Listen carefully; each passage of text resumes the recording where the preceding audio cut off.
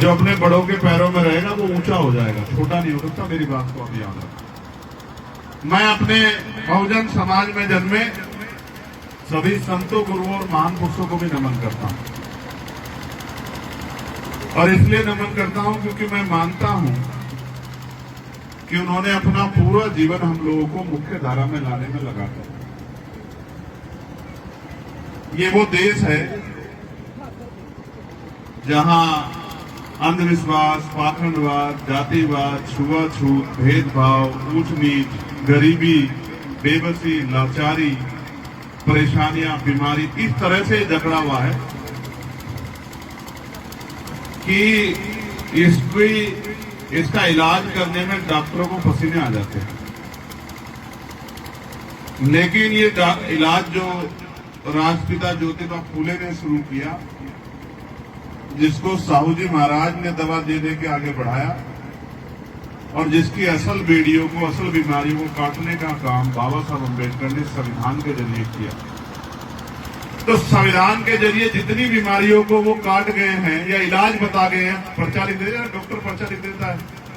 आपकी पीड़ा को जानने के बाद, आपकी बीमारी को जानने के बाद आप डॉक्टर के यहाँ जाते हो ना, तो डॉक्टर को जब आप अपनी बात बताते, डॉक्टर क्या करता है, उसको पर्चे पे लिखता रहता है, फिर वो नीचे लिख देता है दवाइयां कि भाई ये दवाई। तो बाबा साहब अम्बेडकर संविधान में हर बीमारी की दवाई लिखकर गए। अब मैं जितना उनको पढ़ रहा हूं, जान रहा हूं, संविधान को पढ़ रहा हूं, तो मेरे मन में और मेरी जानकारी में सारे इलाज आ रहे हैं। और मैं आपको भरोसा दिला के कह रहा हूं, आज मसौदा में जितनी बीमारियां बची हैं, इनका ऐसा परमानेंट इलाज करेंगे हम लोग कि दोबारा इस देश को बीमारी नहीं लगेगी। मेरी बात को आप याद रखें। मैं बहुत सारे विषय पे नहीं जाऊंगा।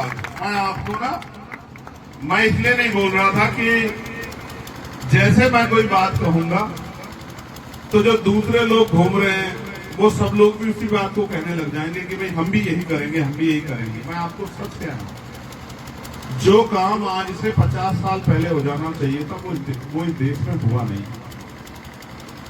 और आज मैं आपको गारंटी दे रहा हूं, जिस दिन अवसर चंद्रशेखर आजाद के हाथ में होंगे, आप मुझसे एफिडेविट लिखवा लो,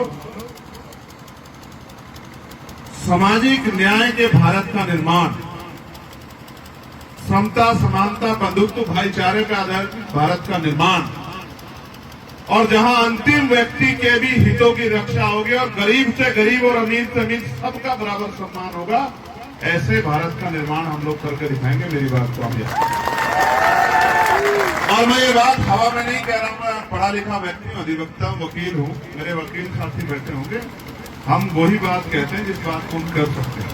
मैं कोई ऐसी बात नहीं कहता जिसको नहीं कर सकता। मैंने आपसे 8 दिन पहले कहना शुरू किया है कि हम कक्षा 1 से लेके 12 तक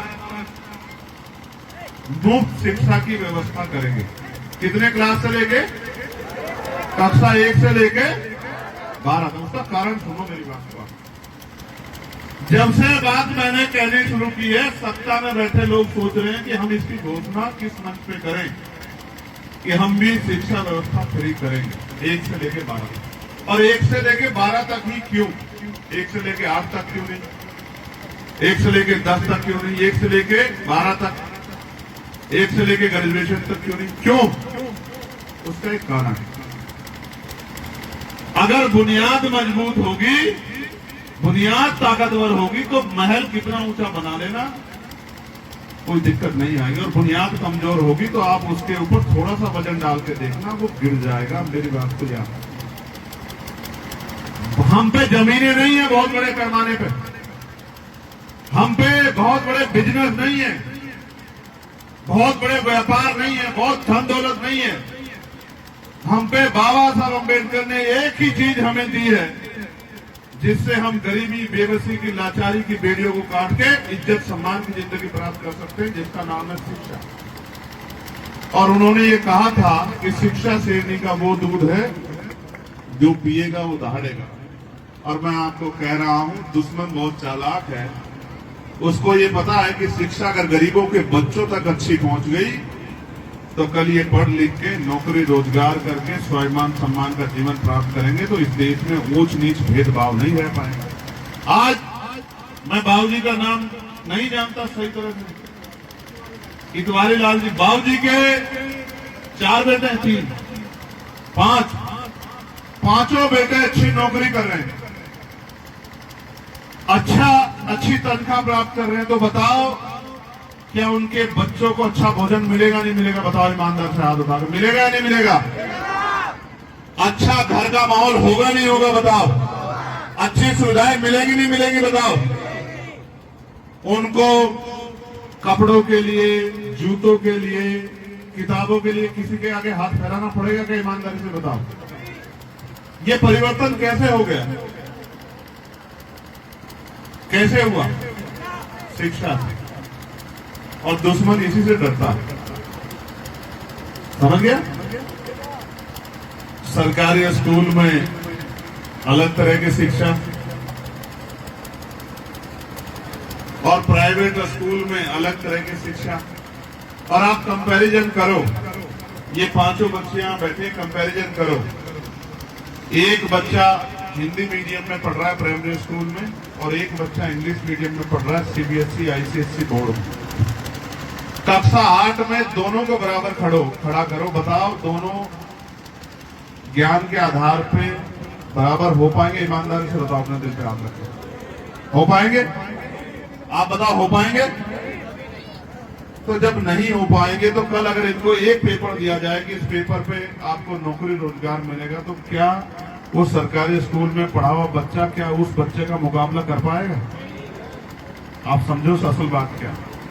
असल बात यह है कि सिस्टम डरता है गरीबों से, कमजोरों से, मजलूमों से, दलितों से, पिछड़ों से, आदिवासियों से, मुसलमानों से डरता है सिस्टम। उनको लगता है अगर ये पढ़ लिख ले तो अच्छी कुर्सियों में बैठेंगे और कल हम इनका जाति धर्म के आधार पर शोषण नहीं कर पाएंगे और ये तरक्की में अपना योगदान देंगे, टैक्स देंगे और आगे बढ़ेंगे, सम्मान का जीवन प्राप्त करेंगे। ये दर्द है सिस्टम को, ये तकलीफ है। इसलिए सिस्टम बनाने वाले लोग जो सरकारों में बैठे हैं वो सब कुछ दे देंगे आपको, आटा दे देंगे, चावल दे देंगे, नमक दे देंगे, दूध दे देंगे, दही दे देंगे, चीनी दे देंगे, सब दे देंगे, लेकिन आपके बच्चों को अच्छी शिक्षा नहीं देंगे क्योंकि वो जानते हैं शिक्षा प्राप्त करके ये आपके काबू में नहीं रहेंगे, ये आगे भागेंगे, दौड़ेंगे, उड़ेंगे और अपनी मंजिल को पालेंगे। इसलिए वो आपसे डरते हैं। और मैं आपको गारंटी से कह रहा हूं, हम लोग मेहनत कर रहे हैं, इसी बार सूरज निकलेगा और कक्षा 1 से 12 तक की पढ़ाई हम लोग मुफ्त करेंगे।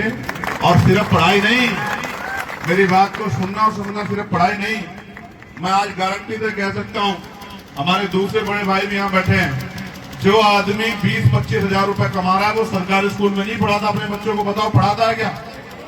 ईमानदार से बताओ, मैं झूठ तो नहीं बोल रहा हूँ। आप में से कितने लोग हैं जो 20-25 हजार रुपए कमाते हैं और सरकारी स्कूल में अपने बच्चों को पढ़ाते हैं? आपकी कमाई से ज्यादा की तनख्वाह मिलती है एक मास्टर जी को, मिलती है नहीं मिलती? बताओ 50,000 रुपए, 60,000 रुपए, 70,000 रुपए, 80,000 रुपए, 90,000 रुपए, लेकिन आप पढ़ाते कहाँ हो जहां के मास्टर को, बेचारे को, अध्यापक को 10,000 रुपए मिल रहे? क्यों? ऐसे 5 मास्टर आएंगे पढ़ाने एक महीने जितने में सरकारी का एक मास्टर। क्यों? सरकार इतना पैसा खर्च कर रही है बिल्डिंग पे, मिड डे मील दे रही है, प्राइवेट वाले तो दे रहे हैं मिड डे मील?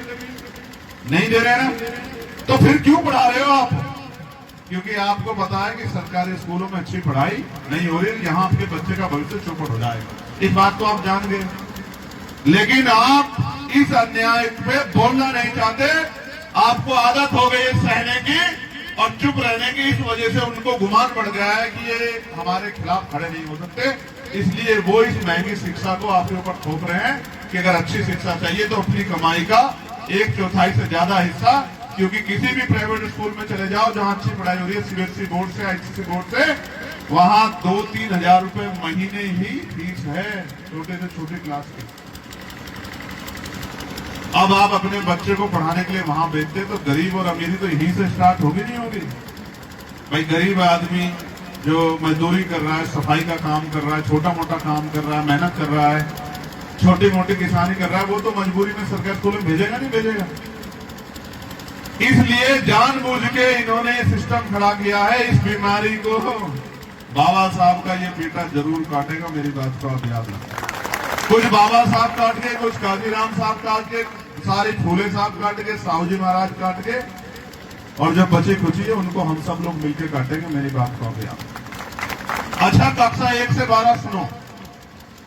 मैं अमेरिका होके आया, मैं घूमने थोड़ा ही जाता हूँ, मेरे में इतना समय है, मेरे लोग यहाँ मर रहे हैं भूखे प्यासे, अन्याय जुल्म जाति अत्याचार से। कल मैं सहारनपुर में लड़ रहा था, जो सोशल मीडिया देखते हैं, अखबार पढ़ते हैं, उन्होंने देखा होगा, मैं कल सहारनपुर में मुझे 500 पुलिसकर्मी करके डिटेन किया था। मैंने उनसे कहा भाई आपसे नहीं लड़ूंगा, लेकिन अपने लोगों की लड़ाई लड़ूंगा। फिर मैंने कहा अस्पताल जाके देखा तो मैं डॉक्टरों से लड़ा, और मैं गारंटी देखा है 3 दिन की, कि 3 दिन में अगर हमारी सुनवाई नहीं, हमारी मांग नहीं मांगी, चौथे दिन 14 तारीख को आंदोलन होगा। और मैं आपका धन्यवाद करता हूँ। इतनी गर्मी है, मुझे कूलर की आवश्यकता पड़ रही है, आप इस गर्मी में बैठे, मैं कैसे आपका धन्यवाद करता हूँ? मेरे पे शब्द नहीं है आपके लिए कि मैं आपका धन्यवाद कैसे करूं। लेकिन मैं आपको एक बात जरूर बता रहा हूं, ये अभी मास्टर जी, क्या नाम बताया था आपका, अरविंद, जब बोल रहे थे तो मैं सुन रहा था। ये एक बात आपसे बहुत इन्होंने कहा कि भाई नीचे बैठ जाओ, आपको समझाते हुए, और आपका प्रोग्राम है, मतलब समझाने की कला है उनके अंदर। तो मैं सोच रहा था कि अरविंद तो यार बहुत अच्छा बोलते हैं, लेकिन मेरे मन में ये उत्साह तो था कि अरविंद अच्छा बोलते हैं। लेकिन अगर ये अरविंद इतनी कम उम्र में किसी को कहेगा कि मैं आपका मुकाबला कर सकता हूं, तो उसको अच्छा थोड़ा ही लगेगा। वो कहेगा ये तो कल का नौजवान है। ऐसे ही मुझे कहते थे लोग पहले कि कल का नौजवान है। ये नौजवान बाबा साहब अम्बेडकर के विचारों पर आधारित नौजवान है, ये ऐसे नौजवान नहीं गली में घूमने वाले। और ये चाहे कक्षा 12, और ये तो एमएससी है, बीएससी, एमएससी, बीएड करके, और 3-3 जगह के 2 टैग, हरियाणा के, राजस्थान का और यूपी का सीटेट निकाल के बैठा है। ये कहाँ है नौकरी? कहाँ है नौकरी? कौन सी दुनिया में हो आप लोग? कहाँ है नौकरी? सारा तो सिस्टम प्राइवेट कर दिया सरकार ने, सब तो निजीकरण की भेंट चढ़ा दिया, सरकारी स्कूल बंद कर दिए। पूरे देश में 72,000 स्कूल बंद हुए हैं, सरकारी स्कूल। कौन पढ़ता है उनमें? गरीबों के बच्चे, किसानों के, मजदूरों के, दलितों के, पिछड़े आदिवासियों के, मुसलमानों, किसके बच्चे पढ़ते हैं? क्यों बंद कर रहे हैं स्कूल? क्योंकि वो जानते हैं स्कूल रहेंगे तो कुछ ना कुछ पढ़ लेंगे। ये जो सत्ता में बैठे हैं आपका भला करने के लिए नहीं बैठे, गलतफहमियां दूर कर लो। ये आपसे एजुकेशन पे बात नहीं करेंगे, ये आपसे हेल्थ पॉलिसी पे बात नहीं करेंगे, रोजगार पे बात नहीं करेंगे, ये महिलाओं के सशक्तिकरण पे, रोजगार पे बात नहीं करेंगे, ये किसानों की उन्नति पे बात तो नहीं करेंगे। ये सुबह शाम एक ही बात करेंगे, हिंदू खतरे में है और हिंदुओं को बचाना है, इसलिए मुसलमानों से सतर्क रहना है। ये एक ही काम करेंगे 24 घंटे। और इस देश का जो कॉन्स्टिट्यूशन में जिस तरह की पॉलिसी है, उसमें 20% है मुसलमान और 80% ये हिंदू है, जिसको हिंदू कहा जाता है चुनाव के समय। बाकी चुनाव के बाद तो जब 69,000 शिक्षक भर्ती के बच्चे जाते हैं हक मांगने, तो दलित पिछड़े कहकर उनको लाठी मारी जाती है। और जब ये गुर्जर समाज के लोग बैठे हैं, इनको याद है तो कहते हैं भाटी जी हमारे नेता, जब ये आरक्षण मांगने लगे राजस्थान में, 75 गुर्जर समाज के लोगों को एक दिन गोली से लाइन लगा के उड़ा दिया भाजपा सरकार ने। कहा ये पिछड़े वर्ग के लोग हमारा मुकाबला करेंगे? ये तो हमारे लोग भूल जाते हैं, पता नहीं कौन सी नींद में रहते हैं, इतना मार खा के अन्याय सह के फिर ये कहते हैं कि भाई हम तो हिंदू हैं, हिंदू हैं। और जब वो भी कहते हैं कि भाई हिंदू है, लेकिन वो चुनाव के समय कहते हैं, लेकिन चुनाव के बाद इनको लठ भी मारते हैं। अब जब यूजीसी पे गाइडलाइन आई, पढ़े लिखे लोग बैठे हैं, नौजवान है, यूजीसी की गाइडलाइन आई, किसने विरोध किया? किसके लिए थी? हमारे पढ़े लिखे नौजवान खड़े पिछड़े वर्ग के। बताओ, SC ST को तो उसमें पहले से उनके लिए रूलिंग थी, गाइडलाइन थी, तो ओबीसी को जोड़ा उसमें, पाल को, प्रजापति को, कश्यप को, सैनी को, मौर्य को, साक्य को, कुशवाहा को, बिंद को, राजभर को, केवट को, मल्ला को, जाट को, गुजर को, यादव को, लोधी को, इन्हीं को तो जोड़ा। इन्हीं के जोड़ते टीवी पे डिबेट होगी कि भाई ये तो गलत है, इसको हटाओ, सुप्रीम कोर्ट चला गया, वो हो गया। आप लोग समझ ही नहीं रहे कि ये सरकार आपको मिटाने के लिए कुर्सी पे बैठी है, धरती पे लाने के लिए जहां थे आप आजादी से पहले। आप इतिहास तो पढ़ो, इस देश में गुर्जर और कितनी जातियां क्रिमिनल ट्राइब में थी। आप इतिहास तो पढ़ो, किसने रखा, किसने जो है ये कहा कि ये क्रिमिनल ट्राइब है, ये अपराधी जाति है? किसने आपको अपमानित कराया? आजादी से लेकर आजादी से पहले तक देश आजाद हुआ 47 में, संविधान आया 50 में, और ये इतनी जातियां 52 में आजाद हुई क्रिमिनल ट्राइब से। इतना अपमान सह के बोलते रहते हो, इसी वजह से सत्ता में वो लोग बैठे हैं। मैं आपको कह रहा हूं, 5 किलो राशन नहीं देंगे, अगर हम राजकाज में आगे बंद कर देंगे, उसी दिन आज बता रहा हूं आपको 5 किलो राशन नहीं देंगे, लेकिन आपके बच्चों को क्वालिटी एजुकेशन देंगे, क्वालिटी एजुकेशन जैसे प्राइवेट स्कूल में नहीं मिलती। और ऐसा बनाएंगे विद्यालय कि अगर माँ बाप छोड़ने जाएंगे तो ये कहेंगे थोड़ी देर यही आनंद ले लेते, इतना शानदार बनाया। ऐसा विद्यालय बनाएंगे कि माँ बाप भी कहेंगे हम भी पढ़ना चाहते हैं। ऐसा विद्यालय बनाएंगे, एसी भी होगा, फ्रिज भी होगा, सारी सुविधाएं होंगी। और बच्चा मैं देखता हूं बैग लेके जा रहा है, 10 किलो का कोई बैग ले जाने की जरूरत नहीं पड़ी, किताबें उसके स्कूल में रहेंगी।